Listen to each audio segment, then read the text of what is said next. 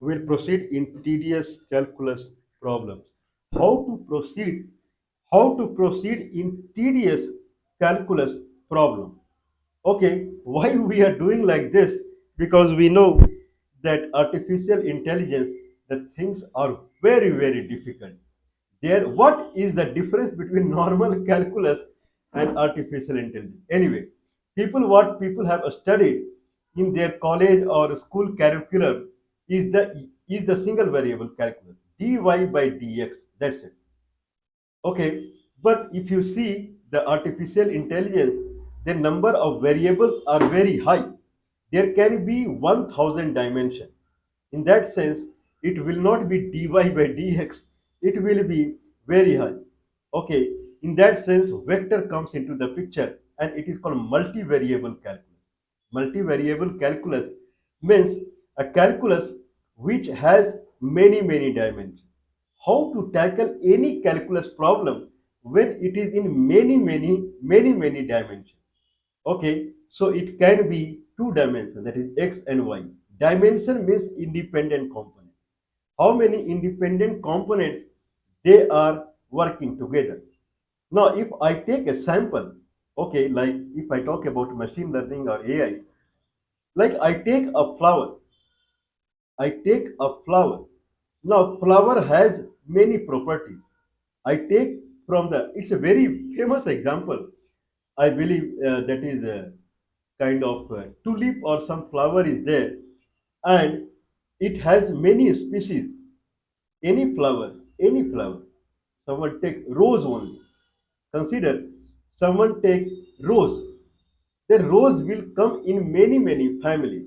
Like that, there is a heavy study has been made on a particular flower. The flower has petal, sepal, and two, three more features. Each feature is a one kind of dimension. Like I say, it is multivariable calculus because I have x, y, and z axes. Similarly, if I take a flower, then setosa and verisa or something, this is what I remember. Now, the kind of, if I take a particular family of flower, that there can be many flowers in that species, different kind of creativity by the God. Okay, in that flower, someone will have petal length bigger, someone will have petal length less, someone will have sepal length and that length and this width, that width. So if I take a flower, if I take a particular class of flower, then what are the typically like kind of consider that randomly I take 100 flowers. In 100 flower, four kind of species are there. Four kind of species for the same flower. For a rose only, there can be four different species. But if I take 100 flower, in that any one will be in any number, but altogether it is 100. Now I have features that sepal length is this much, sepal width is this much, petal length is this much, petal width is this much is this much, this much is. Consider I made 20 columns. Now I take a flower and then I put the value. Then I take a flower like 100 row I made. These features what I am seeing, these are the components, x-axis, y-axis, z-axis, alpha axis, this axis, that axis. Okay, now someone would say, but when we take calculus, I know that x-axis and y-axis and z-axis, they are orthogonal to each other. Whereas I don't see sepal length, sepal width, petal width, they are orthogonal to each other. If they are not orthogonal to each other, they are not at 90 degree to each other, then it is called collinearity. Means between two components, if you change one, then other may also change. Like if you change sepal length, there is a chance that sepal width will also. Take one flower, same species of flower, like a rose and other rose, but another class of rose. Now, if you take someone's, I don't know, sepal or petal is there or not. If you take a sepal width in one rose, sepal width is higher, then sepal length will also be higher. Another sepal width is less, then sepal length will also be less. Then if I make two features sepal width and sepal length, then they vary together. Then they cannot be called as orthogonal component. If I talk about 3D, where the independent component is xy plane and dependent component is z axis. Z axis is dependent upon xy plane. Xy plane is called independent component. And in xy plane, there are two kind of axes, x axis and y axis. They are independent to each other. Altogether, xy plane is called independent component. Z is dependent upon x and y. So there will be two columns. One is called x and one is called y. X is this much, y is this much. Okay, then dependent component, that is z. If I take flower, then I take, say, sepal width, sepal height, petal width, petal height. If I mention, then at the right side I mention what is the class of this feature. It is a veritosa or setosa. I don't know. These are the varicolor. These are the name of the particular class of the species of the flower. So similarly, if I make two columns x and y, if x is this, y is this, then z is this. X is this, y is this, then z is this. X is this, y is this, z is this. Z comes in kind of dependent component where x and y are independent, falls in independent component. This is how it is. If it is four dimension, then three independent components are there, x, y, and z. And dependent is called density function. X is this, y is this, z is this, then density is this. X is this, y is this, z is this, then density is this. Okay, something like that. So this is something called multi-dimensional calculus. Multi-dimensional calculus, when it comes, then you have to think about x, y, z, alpha, beta, gamma, all features together. It is extremely complex. Then we take help of vector also in multivariable calculus. We will see. I am not running away. We will see topic by topic. Anyway, we are in phase of calculating the weight of a sphere. If there is a sphere, if there is a sphere and it is centered at the origin, the sphere is centered at the origin, and different portion of the sphere has different density. Now, independent component is x, y, z at any x, comma y, comma z. At any point in 3D, x, comma y, comma z, there is something called density. At that point, density is different. At this point, density is different. At this point, density is different. Okay, so this is the example I keep giving.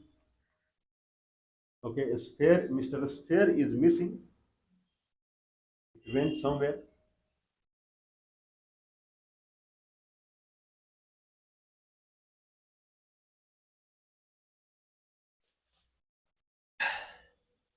Okay, it was here only.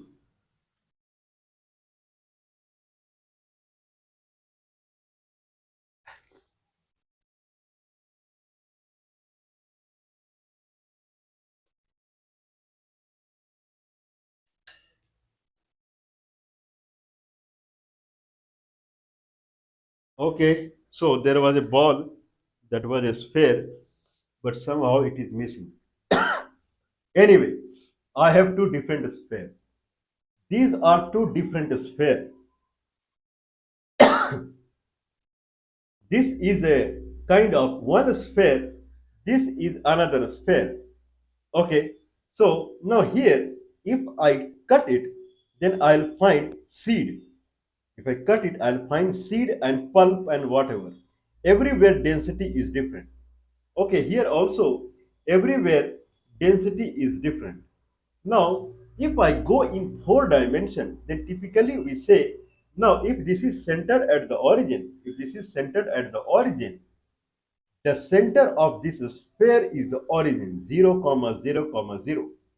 If I take any point inside this, that will be represented as x, comma y, comma z.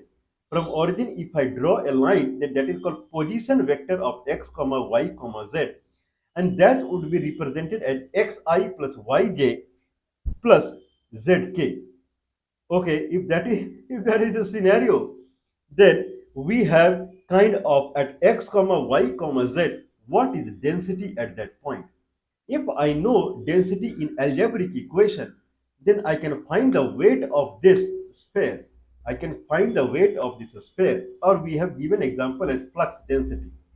If at the origin of this sphere there is a liquid source, one point is there, from there liquid is gushing out.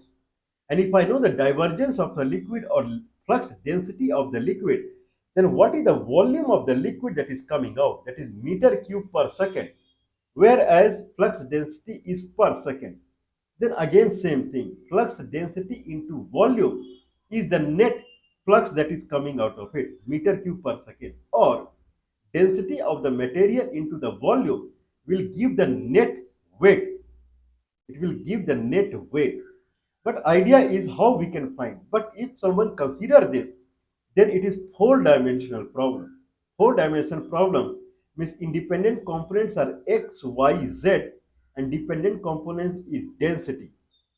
Okay, then I can make a chart x, y, z. These are the three columns, three features. Now I can feel if x is this, y is this, z is this, then this is the density. X is this, y is this, z is this, then this is the density. X is this, y is this, z is this is density. How it is useful. How it is useful. Now consider inside this, inside there are three things in this guava, in this sphere. One is the outer layer, that is the skin layer. Their density is different. If you cut it, then there are two kind of things. One is pulp and one is seed. One is pulp and one is seed. Okay, now there can be only three kind of density someone sees. X is this, Y is this, Z is this, then this is the density. If someone sees the right side density, only three idea will come into the picture. One is seed density, one will be pulp density, one will be the outer skin. Okay, that's it. Only three will come. So there are three classes, whereas three features are there. These three features must be orthogonal to each other. If this is x-axis, this is y-axis, this is z-axis. If you move along x-axis, if someone moves along x-axis, then y-axis and z-axis are untouched, not required they will move. Means they are unrelated to each other. This is also called orthogonal components. Anyway, I believe this will be matter of something like discussion only. But we are proceeding in how to solve multivariable tedious calculus. Okay, what is calculus? Calculus never sees it is multivariable or single variable. First of all, calculus has two parts. One is multiplication and one is division. One is integral calculus, one is differential calculus. Integral calculus, when we are multiplying two items, where one item is dependent upon other item, that multiplication we go by drawing a graph where x-axis is independent and y-axis is dependent, and then we draw a graph. Multiplication is achieved by calculating the area of the graph between one point on x-axis to another point on the x-axis. That two points are called limit of the integration. Okay, and the dependent component is called integrand. An independent component, that is, if it is x and y and x is independent, then independent component is represented at d, small d, and then independent component. In this case, it becomes dx. That is called differential part. Limit part, dependent part, that is integral part, integrand part, and differential part. This is what, but purely it is multiplication, that is calculated through calculating the area of a graph drawn between independent and dependent component. No, no, no. You're talking about dependent, independent. I have three independent and one dependent. Now tell me how to find. Okay, what are you trying to find? I'm trying to find weight of a sphere where every point density is different. Then density is dependent, right? But independent is x, y, and z. Now you calculate through integral. Okay. Integration knows only two things, dependent and independent. One independent and one dependent. This explanation you will not get anywhere. Everyone goes in multivariable, but calculus knows only two variables. One is dependent and one is independent. Not three independent and 10 independent and 50 independent. Only two independent. One independent and one dependent. Then what is independent here? Independent is volume. If you take any point x comma y comma z, that represents a volume point. At every volume point, your density is different. Density is dependent upon volume. Density is capital D. Capital D into volume is the net weight. If density is constant, then you can, if it is made of full iron, then density is constant. Just multiply by density to the volume, you get the weight. Anyone would get the weight. But if it is not constant, then you have to think that one who is dependent. Density is dependent upon the volume. D into D of V. D is density, that is capital D, small d, that is for differential sign, into volume. This is the net weight. D is function over volume, F, and inside the bracket V, small f, bracket open, V, bracket close, function over volume into D of volume is the net weight. Okay, now everyone is happy. Independent component is volume and dependent component is density. Through Cartesian coordinate system, we proceeded and we calculated in a way that we consider density as 1. In that sense, density into volume will give actually the volume of the sphere. Density is 1 kg per meter cube. If someone multiply with the meter cube, then it 1 kg per meter cube, that is the density.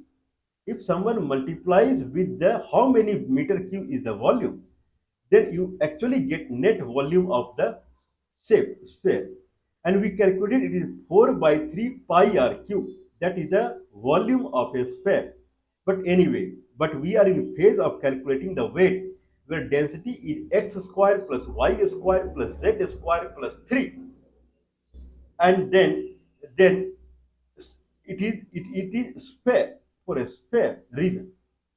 Now, if that is the case, then how I can calculate the net weight? Now, we are talking about a spherical coordinate system. A spherical coordinate system, any coordinate system, the component must be orthogonal to each other. If it is not orthogonal to each other in artificial intelligence or machine learning kind of scenario, then people go for dimension reductionability, where they reduce the number of features so that feature will be orthogonal to ein vector, and those kind of things people start calculating, where each feature are orthogonal to each other, so that there will not be any collinearity. If one is growing, other should be untouched. Otherwise, it will give you very, very unwanted result. But anyway, for God's sake, x, y, z are orthogonal to each other because they are 90 degree to each other. If they are 90 degree to each other, then a spherical coordinate system should also be 90 degree to each other. In a spherical coordinate system, there are three components. One is radius. If there is a sphere and it is centered at the origin, this is the radius. This radius, and from vertical it makes phi angle, and from horizontal it makes theta angle. The three orthogonal components are phi, r, and theta. This is what we have learned in the book. And a book, whatever is written, people are running away from the calculus. This is what the scenario is. The way books are written, whoever is reading the book, he run away from the calculus itself. For God's sake, leave me. I don't want to learn your calculus. Okay, one is phi from vertical, one is theta in horizontal plane, and one is radius. Three are independent components. How they are independent components? No one knows. Just learn it, because you have to get marks in examination. In real life, you don't understand anything. Orthogonal components must be perpendicular to each other. If they are perpendicular to each other, then how they are? Actually, the orthogonal components is not phi. Orthogonal component is not phi. Orthogonal, there are, if I take, I have demonstrated it. If I take surface area of this sphere, then it is area, and this area is because of two sides. Any area has two sides. Any volume has three sides. Any line has one side. Okay, any four dimension has four sides, that I don't know how to represent it. That's why people call it density function. Every five dimension, I don't know. Okay, but someone has to understand this. Anyway, if there is a two dimension, this is the surface of a sphere, then it has 2D area. One side is orthogonal. If I talk about two sides of a surface area, then it has two sides. One is the vertical arc, one side that is vertical arc, and another side is the horizontal arc. If you make this arc and this arc as two sides of this, then it becomes a curved surface of a sphere. This curved surface has two orthogonal sides. One orthogonal side is the vertical arc, and another orthogonal side is the horizontal arc. If vertical arc and horizontal arc, if you multiply, then it becomes the curved surface. What is the third side? It is a volume, right? If this is the vertical arc, then from center, if I draw this line, this is the radius, then exactly perpendicular to the vertical arc. Not only that, this radius, if it falls on xy plane, then it is exactly perpendicular to the horizontal arc. Now all three are perpendicular to each other. Radius that makes a sphere bigger because radius is growing. So volume changes if radius is growing or shrinking. Similarly, similarly, then this is radius. Okay, first component. Second component is the vertical arc. Third component is the horizontal arc. They talk about the cross section area of a sphere, a particular patch on the surface. So that also talks about the volume. If phi is little and theta is little, only one patch we will take. The volume will shrink to the center. That much is the volume we are talking about. So volume has three dependencies. One is radius, one is vertical arc, and one is horizontal arc. If this is the radius and this is from z axis, if I say this is phi angle, then this vertical arc is r phi, r into phi. This is r and this is phi, then this is r sine phi that falls on xy plane. If that is the case, then r sine phi theta is the horizontal arc. Now we have three components r phi, r sine phi theta. Okay, now anyway, so we are talking that how to start. Okay, anyway, we reached far. So when someone is saying the calculus problem multi-dimensional, divide it into two parts. Two parts. Now see, these two parts are related as through multiplication, or these two parts are related through division. Okay, if they are related to multiplication, then second part, the independent part keep on the right side, dependent part keep on the left side. Okay, then it becomes integral calculus. If it is division, then dependent part keep as a numerator and independent part keep as denominator. Okay, then it becomes dy by dx, where y is dependent and x is independent. It becomes differentiation. But here we want weight, and that weight is density into volume. If I'm trying to calculate density, then it is volume by the weight. It is volume by the weight. It is differentiation dv by dw, dv by dw. If I want, if I want dv by dw, net weight by volume. I believe density is weight by volume. dw by dv is density. In that sense, weight is density into volume. If we are calculating weight, then we have to go for integral calculus because it is multiplication. We are calculating the density, then we will go for differentiation, making sure independent is denominator and dependent is numerator. Multiplication, dependent becomes integrand and independent becomes differential. Only two. So now the volume component is multiplication of radius. My volume is multiplication of three orthogonal components. One is radius, one is vertical arc, and one is horizontal arc. But actual expression what we have deduced is integration from volume 1 to volume 2. Dependent component, that is integrand, is density function into d of volume. That's it. Okay, so integrand the is x square plus y square plus z square plus 3 d of volume. What is volume here? Volume is multiplication of three orthogonal components. Okay, so one is radius, one is r phi, and one is r sine phi d theta. Then volume becomes r d of r into r phi into r sine phi theta. Okay, now if we are talking about d, d means differential. Okay, consider like this. D means differential right now, where D is just symbol out there. If I calculate differential here, then there are three things that will vary. One is R, one is theta, and one is phi. This is what we are saying. Now this expression becomes R dr, R d phi, R sine phi d theta. Altogether dV becomes R square sine phi dr d phi d theta. And the density is x square plus y square plus z square, x square plus y square plus z square plus 3, integration of volume 1 to volume 2.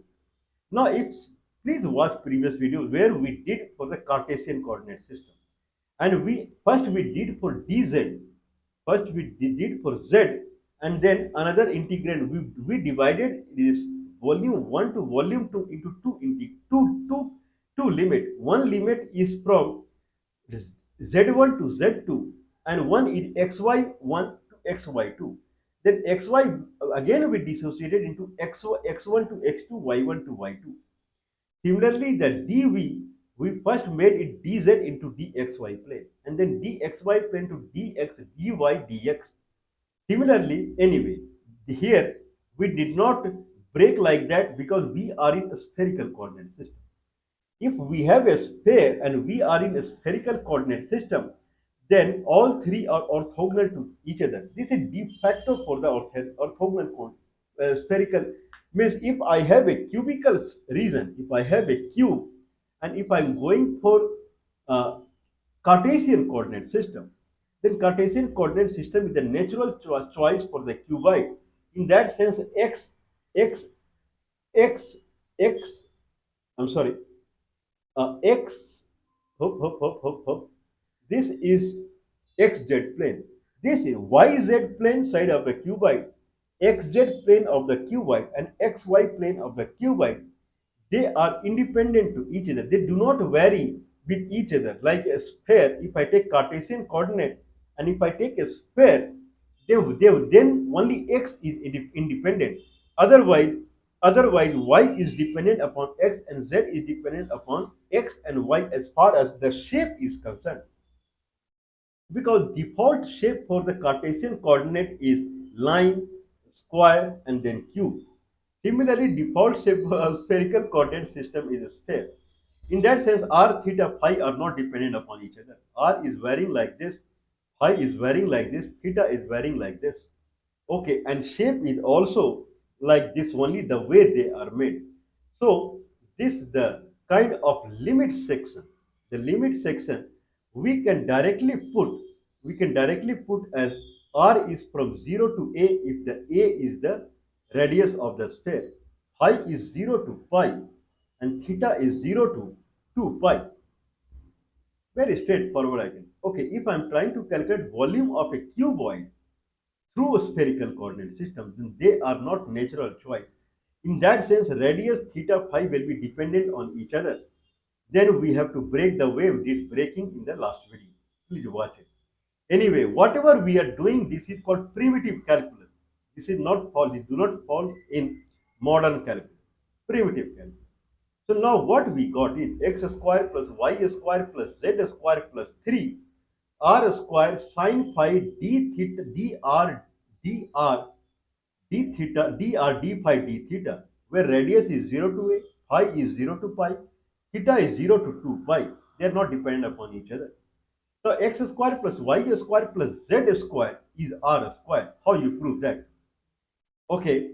Now if you see the cut, because x square plus y square plus z square plus 3, the density function is described in Cartesian coordinate system. Anyway, let's see Cartesian coordinate system and spherical coordinate system relationship. If this is the radius, if there is a sphere centered at the origin, if this is the radius, this is phi. Z is r cos phi, whereas radius sine phi falls on xy plane. R sine phi cos theta is x-axis. R sine phi sine theta is y-axis.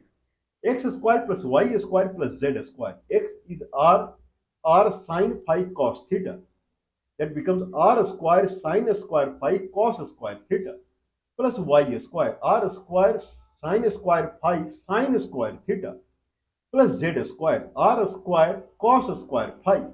If someone settle it down, it becomes r square sine square phi plus r square cos square phi. Again r square.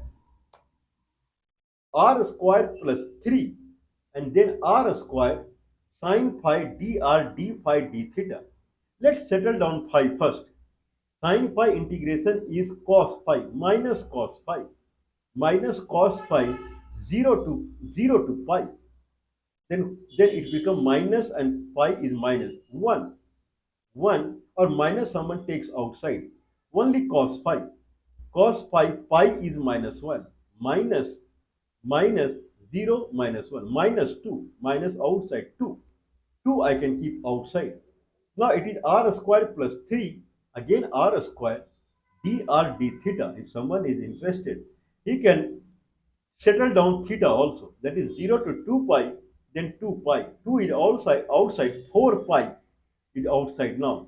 Now settle down r square plus 3 r square, r to the power 4 plus 3r square. That becomes r to the power 5 by 5 plus 3r to the power 3 by 3. 3 gone. R to the power 5 by 5 plus r to the power 3. 0 to a. That becomes a to the power 5 by 5 plus a to the power 5. 0 gone. This is the net weight of the kind of a sphere where density function is x square plus y square plus z square. That is 4 pi into in braces a to the power 5 by 5 plus a to the power 3. Makes sense? So how we tackle this problem, tedious calculus problem? Whenever someone sees tedious multivariable calculus, then make it in two variables, one dependent, one independent, one dependent, one independent, and see it is they are related by multiplication or division. If they are related by multiplication, then they are candidate for integral calculus. If they are related by division, they are candidate for differential calculus. Now place the dependent component and independent component, start breaking it. Please watch our previous video. Start breaking it. Keep breaking and keep breaking the limit also. Come to a stage where you can tackle it and then start doing like that. Later we'll see the differential calculus. Anyway, people may say I'm not satisfied with your spherical coordinates. One is Cartesian coordinate system, that is density, but somehow you brought from somewhere that volume equal to r square sine phi dr d theta d phi. I am not satisfied with this. I want in Cartesian coordinate system, but Cartesian coordinate system is very difficult. We saw that it becomes the dx dy dz. That is true. It becomes dx dy dz x square plus y square plus z square plus 3. But limits are very complex. One limit is minus square root of a square minus x square minus y square to a square root of a square minus x square y square. That is z. Y is minus square root of a square minus x square to square root of a square minus x square. That is y. X is minus a to a. If you start substituting this, then at the end it becomes impossible to do integration. But still someone wants in Cartesian coordinates. And there is something called Jacobian. Jacobian is nothing but integration by substitution. That people would be happy. Okay, now I am happy because everyone use integration by substitution in their life. No need to go for a spherical or this calculus. No, nothing is required. Just just change x, y, z to something and start tackling it. So we will see how through Jacobian we can tackle multivariable calculus. Please don't mind support. This kind of explanation is not available anywhere else. I can guarantee on this. You can check it. Please don't mind supporting us. Plus 91 is the India country code. 9483160610 is the telephone number. 9483160610 is the telephone number. Plus 91 is the India country code.